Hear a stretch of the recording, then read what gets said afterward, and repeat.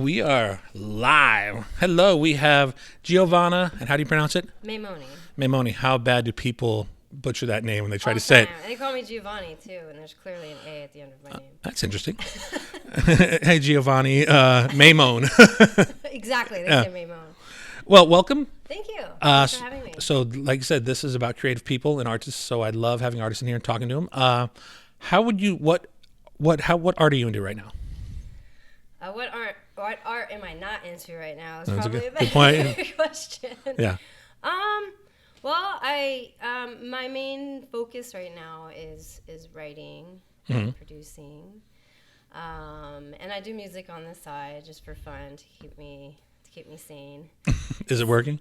Not so much, but I like the insane part because it helps me be creative. Totally. But yeah, I just finished a book in September that took me 14 months to write. Yes. Tell us about this book. Let me break it down for you. First of all, how hard was it to write a book? Not very. Well, I don't want to say. I've been writing my whole life. Like I started writing poetry and short stories, and then my background is in acting. Mm-hmm. So I've been in the performing arts business pretty much since I was like teenager, preteen, USC School of Theater, all that stuff. And then I lived in Los Angeles, and I was, trying to be the actor. And I just was going on auditions, and a lot of the material was terrible. And I was like, I can write way better stuff than this. So then I just started writing scenes for myself and shooting scenes for like a demo reel. And then I've written 6 full-length feature films. Wow. They're mostly comedies. Yeah. One psychological thriller, Christmas comedy. So they're sitting on my hard drive waiting to be sold. And my mom's always begged me since I was a kid to write a book. She's like, probably since college. She's like, you're such a great writer. Why don't you write a book? And I was like, And then I moved to Encinitas, and everybody has a book. So I just Really? A lot of artists up there? No, more so like, speakers and and coaches and stuff writing books on I guess like self-help or stuff like that. So I felt like, once you write a book, what do you do, right? What do you do with it? And everyone's like, you're not going to get rich off of a book. It's more about like getting on public speaking platforms. Yeah. But what happened, so in 2016, I spent the summer in India, Nepal, and Thailand. Wow. By myself. How was that? It was amazing. It was like life-changing. I've always been drawn to India. Don't know why. Could have had a past life there. I'm not really sure. Do you feel safe in those countries? I do. And you're by yourself, a girl by yourself? Yeah. And you're small. So. I think it's the New Jersey in me. Maybe. My theory is if you think like a victim, you become a victim. What part of New Jersey? Monmouth County. Okay, I was in New Jersey once in my life. And it was Asbury Park back in like early 90s. So you went to Stone Pony? And, well, no, it was beat down. It was the most horrible part of town. Yeah, it was like, this is New Jersey. That was my impression of New Jersey. Yeah, Asbury Park can be kind of scary, but I think I heard it's all built up now, right? Yeah, I think Bruce Springsteen put a lot of money into it after Hurricane. And because I knew of it because of Bruce Springsteen. Yeah. But because there was an old abandoned hotel we were escaping this pool at, and it was sketchy. Even like for guys, we're like. That was my Jersey experience. So I, just kind of dove more into spirituality. I want to experience a little bit of Hinduism and Buddhism kind of firsthand, and stayed in some monasteries and just did some ashrams and some silent meditation retreats. And then exactly a year to the day. How does a Jersey girl stay silent? Just ask it. You're forced to, out of respect for the monastery. Yeah. And then a year to the day, so in 2017 in June, I decided to go to Sedona, another very, very, very spiritual place. So I went there by myself for 5 days, and something happened there. I've never quite been the same. And it was a very amazing energy experience. There's a lot of vortexes there. There's a lot of energy. And I'm very, very, very sensitive to energy. Beyond being an empath, I'm just like, I can feel a lot of stuff. So I thought to myself, if I feel this, what about the people that don't feel it? Because energy is happening always. We are energy beings. So I was like, what about energy is happening in our environment? So when I got back from my Sedona trip, I started researching. I started with Nikola Tesla. And then I love Tesla. Do you know what his company was called in the late 1800s?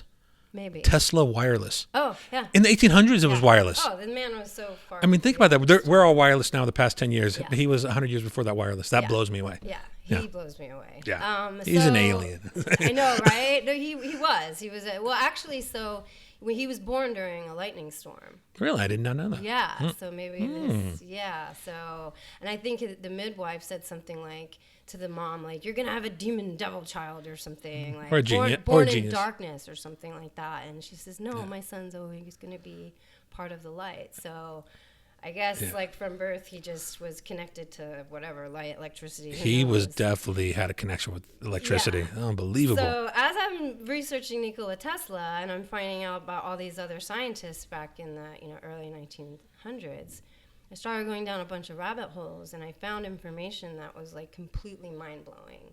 And I love learning. Like, I only read to learn. I don't read, fiction or anything like that. Were you that way in school? I wasn't. I hated school, but I'd love to learn now. Well, it's different. I loved to learn. I didn't like to be forced, because I was a theater major, so I had to read like plays and stuff like that. Like, I don't like to be forced to read something and have to write a paper on it. But willingly reading something to learn is like big why difference. I want to read. Yeah. So I started going down a bunch of rabbit holes, and I was like, wow, people need to have this information. It's not taught to us in school. So I spent 14 months researching and writing. It took me 14 months from the day I started researching till the day it got released. And my plug is learn all about the things you didn't know. And I just found out fascinating thing about us as energy beings and how things affect us, and everything has a frequency. So frequencies are either harming or healing you. So I wanted to learn which one are the harmful ones and which were the healing ones. And everything has a frequency, from thoughts to foods, like literally. So we all know that, our thoughts are probably our biggest enemy, as far as like how we get sick, how we get stressed out, worrying, this, that. They actually have very, very, very, very low frequencies. And they create sickness and disease. So being into the wellness industry, I was a personal trainer for a long time and just studying nutrition, and I'm vegan and just really into understanding nutrition and frequencies of foods. I just wanted to learn about frequencies of everything and how to protect ourselves from us. So, is there one frequency that stood out more, that blew you away of something? Like, am I asking the right question? Yeah. Is there one that went like, right. No, but I mean, no, was one like, did you go, oh my gosh, something that blew your mind? Is something you had no concept of? Not really. I was just trying to gauge, like, I was trying to like put them all in like compartments, like low frequencies, okay frequencies, and then really healthy frequencies. What I liked the most was the frequencies of foods and thoughts. But frequencies of food, so for instance, the highest food frequency is fresh herbs, like, basil, oregano, whatever, and it has the highest frequency. So a little tip out there for some people: if you sprinkle a little herbs on your food, you'll raise your vibration. Okay, so what is the title of the book? It's called "Let Me Break It Down for You," because I figure I got to break it down. There's so much scientific information, and it's all nonfiction. It's not based on spirituality or anything. And I actually feel like I proved spirituality with science, which was kind of the breakthrough. That was my aha moment. Yeah. I was like, wow, a spiritual phenomenon is actually proven with science. So I have a little bit of everything in there. I have over 60 sources that I looked into to write the book, and then I have 36 scientific citations to publications and studies and all kinds of things that have been done over 100 years that most people don't know about. Is this a first attempt of writing a book? Yes. And so how long did the process take you? 14 months. Is that good or bad? I have no idea. I know some people, honestly, that say, oh, it's been 5 years and I'm still not done. I'm like, what? Yeah, I've heard that too. Because like with my screenplays, I would do the first draft within like a week. I would just write 12, 16-hour days, not move until the first draft was done. And again, I know people that have had a screenplay that they haven't finished in 3-4 years. So. Everyone's working on something in Hollywood. Yeah, and I kind of feel like I have a muse. Like when I make the time to sit, I can't be interrupted. Like I have to make sure, like, oh, I don't have to be somewhere in 3 hours. Like it has to be a full day where I can just like check out, turn the phone off, and just write. And I kind of feel like I have a muse. Like things just come to me. I have a lot of information that I don't even know how I know, which is really crazy. Was there ever like a writer's block though, or did it flow? There was a little bit towards the end, writer's block, more about like the editing and the final edits, just because I also do copy edit as part of, a way to make money. Were you your own editor? Or I was my own editor. Is that kind of cheating, or do you maybe think you might have missed something because you're already so blind to it? A familiarity. I mean, there's a couple things, grammatically that were missed, but as far as no, because it's like, I'm a filmmaker as well. So when I produce a short, I write, direct, edit, score it, star, because it's my vision and I know how I want to make it feel. Totally. So I felt like because I have the experience of wearing many hats when it comes to producing and writing and the final project, I kind of feel like nobody would really know better than me. That's a good point. How it should flow and how I want to present the information. So that became pretty tedious towards the end because I was just like, how many times do I have to read this? And I wanted to pass it off to somebody. It wasn't like an egotistical thing. It was more of like financial thing. Like I didn't really, want to ask anybody to do it for free. And then, to have somebody actually copy edit a book, it's usually like, 2 cents or 3 cents per word. And, it can get pretty costly. Wow. So I was like, well, I'm fully capable. I'll just do it. Okay, so you got a book, but what led you on this journey throughout your life to get you to where you are now creatively?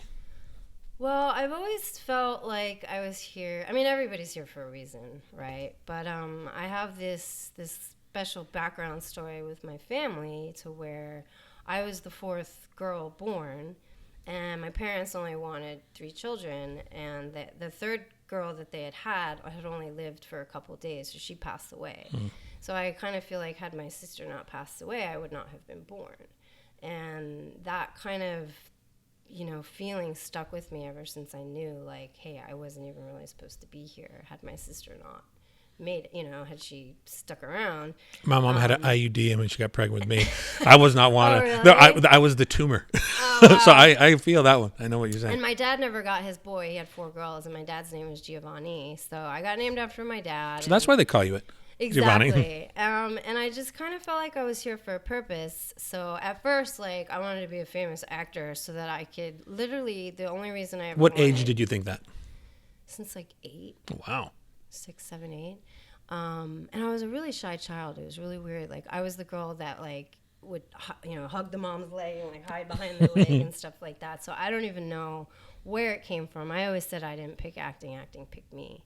I think it was just a way to get me to LA and just get out of New Jersey. I don't know. But I just always felt like I wanted to help people, and I felt like celebrities have a big voice. So I was like, well, if I could be famous and I can have money, then I can help people.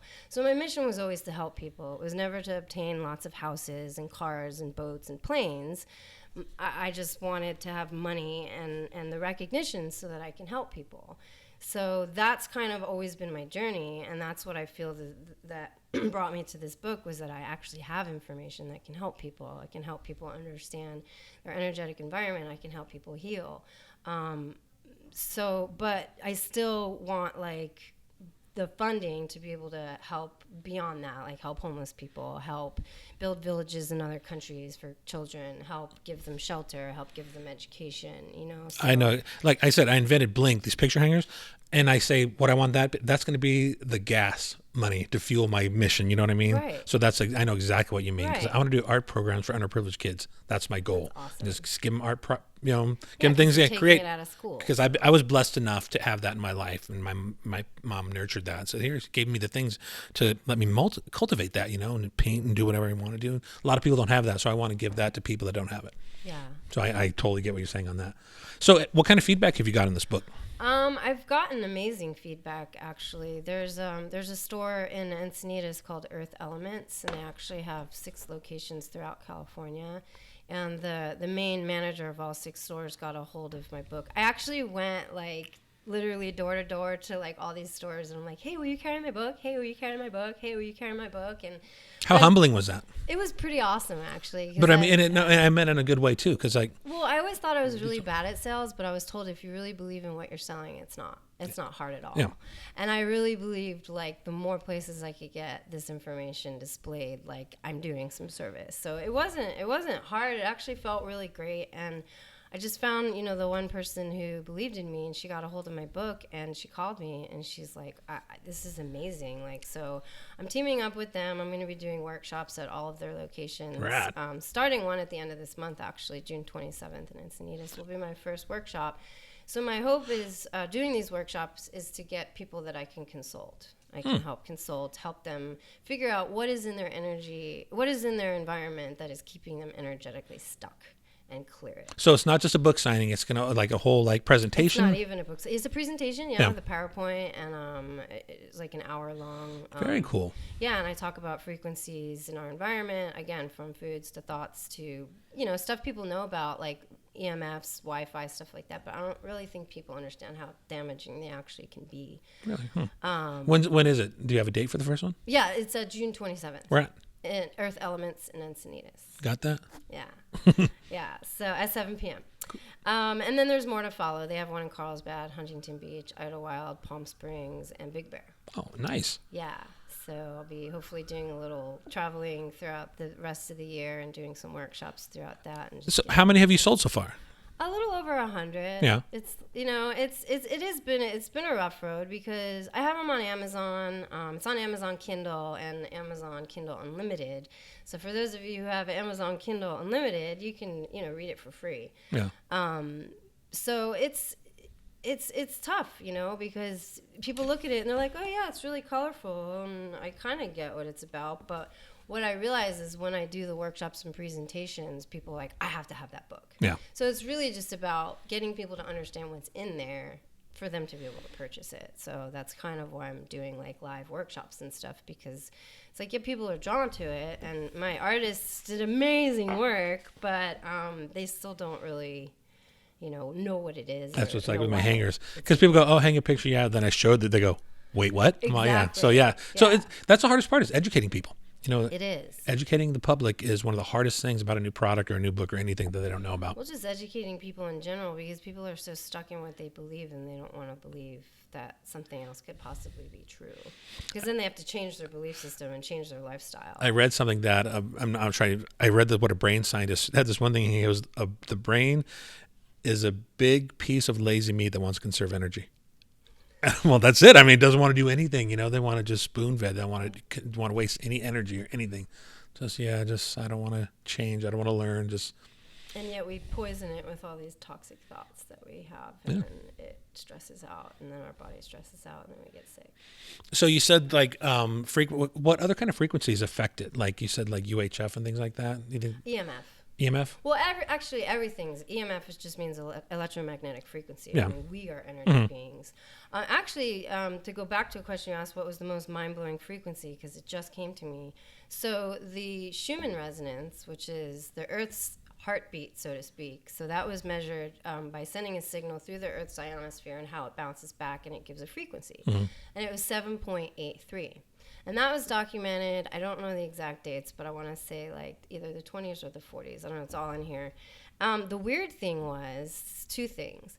One, that is the beginning of delta theta, which is the most relaxed meditative state. So we are actually in tune with nature, which is why when you go outside, it feels so good, because our body's like, oh, this is the frequency that helps keep me calm and helps keep me like in tune. Mm-hmm. And then there was a guy that won a Nobel Peace Prize, Luc Montagnon or something, Nantier, he's in there. He created the first life in water through the frequency 7.83. It wasn't until he kept raising the frequency and raising it, that was the very first frequency that showed a sign of life with absolutely no life ever being present. Really? Yeah. So the frequency 7.83, which is rounded to 8 megahertz, and on the solfeggio scale, which is do re mi fa sol la, which was from a Benedict monk, I think, I want to say in the 1500s or 1400s, but they used to do it for chanting and for healing. Mm. So, and the Om sound, so the frequency 8, which is us and the earth, is in full, on the music scale, the 8th octave scale, it's in full alignment with 432. So I'm sure as a musician or if anybody plays music, they've heard 432. 432 is the tuning frequency that they used to play like classical music, like all the Beethoven, all of the music, all of the Native American flutes, everything was tuned to 432 frequency. Mm-hmm. And it wasn't until, I believe, the 1940s, there's, of course, speculation and conspiracy, that was the frequency used against in the Nazi era to start to, I don't want to say brainwash people, but to make people very irritable and agitated. So the music nowadays has been changed to 440. Which is why maybe it's not as pleasing as it used to be. But there's actually videos on YouTube where they'll play the same song in 432 and 440, and you can completely hear the difference. Wow. Yeah, and it makes you like a little like unsettled. Like, why do I not like that? Yeah, so learning about all these frequencies and how we're in total sync with the Earth was just completely mind-blowing. Wow. Here's the thing. Do you think the frequency of the Earth has changed due to man's there is speculation, manipulation or whatever? Human resonance is rising because of our collective consciousness being in a state of panic and paranoia. So because of the lovely news and all the awful things that they keep spitting out on people, I haven't watched the news in like. I do not watch news at all. Yeah, sometimes I'll get something on my Facebook feed and I'm like, oh, unfollow. I don't want to see that, you know. I wonder why they only talk about bad things. And I don't want to say they were all, there was a car crash that killed 2 families in Florida. That is very sad. Why is that news here in San Diego? But why do they talk about just bad things? My theory is, if everybody's in a state of panic and fear, they're not empowered, right? So who's they?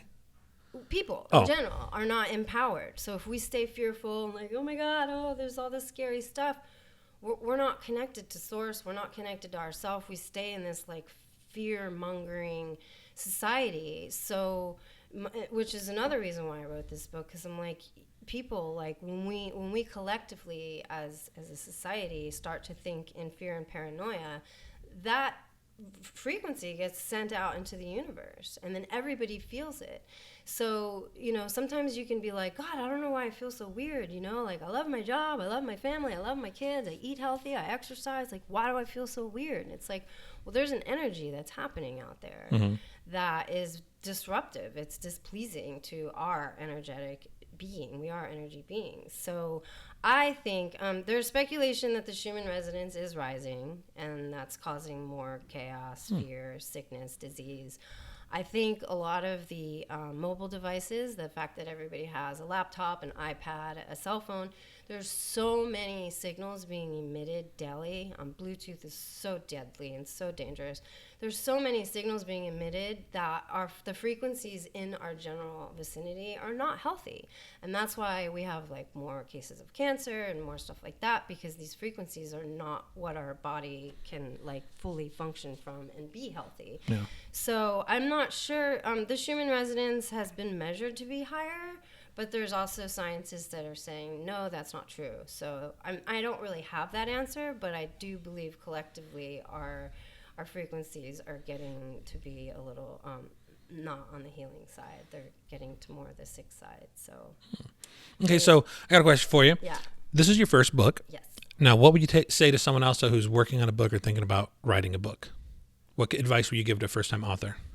I would say just get all your thoughts down. Don't worry about the structure at first. Just get all the thoughts down. Some people do outlines. I think outlines can be extremely useful.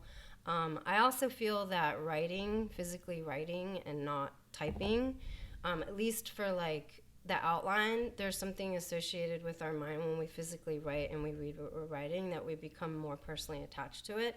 So my advice would be like total old school, put a pen to paper, write down all the important things, write down your little, from start to finish, like what you want to cover, and then just trust the process, like don't overthink it. Just trust the process. Starting is the main thing, because I'm not ready. Well, as an artist, nothing's ever finished, right? No Totally. Painting's ever finished, no movie's ever finished, but you just have to trust and just do it. So my advice would just be just start and just trust the process. How did it feel when you got the first one in your hand? It was pretty cool. I bet it was really cool. It was pretty awesome. I had 3 big boxes shipped to me.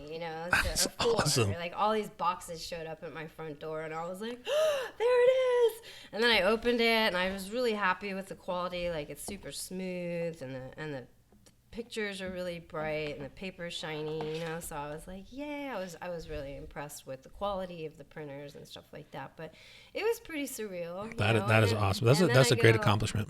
Thanks. And then I go in the bookstore, and it's on the shelf, and I'm like, oh, that's pretty crazy. That must be great. Yeah, it would almost be like seeing yourself like on on the big screen, I guess, or something like that. A friend of mine, he's lives here in town, and he's an author, and he went into Barnes and Noble one time. He goes and he signed a bunch of books just because they were on the shelf. And, well, that's kind of cool, He just went in and autographed them.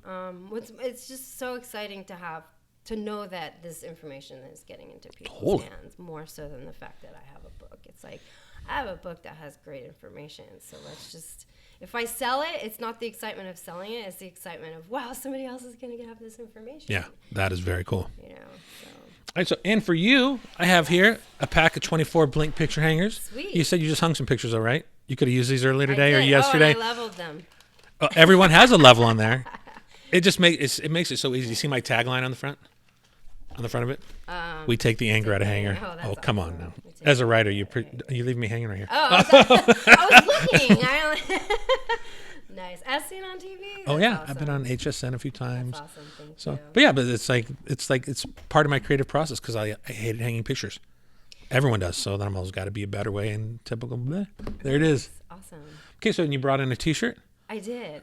So we're doing the old T-shirt swap. We're gonna do a T-shirt swap. Yeah. Yeah, cool. I just want to also. Can I just mention one more thing? Oh yeah. So if anybody lives in North County, San Diego, that's watching this, or any part of San Diego, talk to the camera. Talk to them. Hey guys. So I also teach improv, which is so much fun, and it's necessary for anybody who's not even an actor. So just check out Sketchy People. Sketchy People, you can find it on the internet. You can find it anywhere. And come play, because adults need to play. We don't play anymore. Everybody just like does their rat race, comes home from work, watches TV, and when you play and you just get to express yourself, even if you're not an artist, like expressing yourself is so important.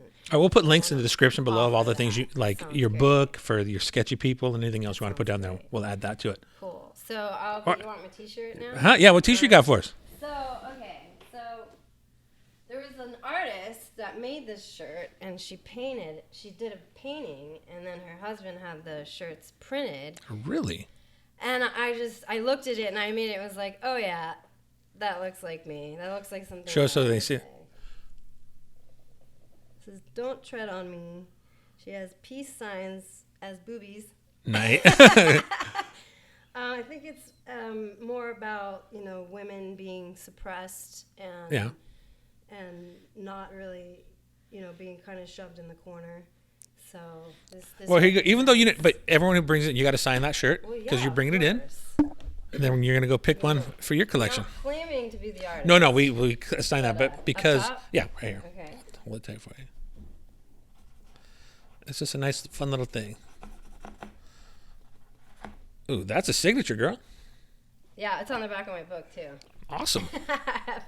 I always practiced my autograph as an actor since I was a kid, because I don't have any tall letters. I don't have any T's or F's or anything that goes up and down. So I was like, how do I make this M interesting? Is pretty. The M can be big. Yeah, but like nothing in in there. So. Awesome. Well, let's go get you a T-shirt. Okay, cool. Thanks.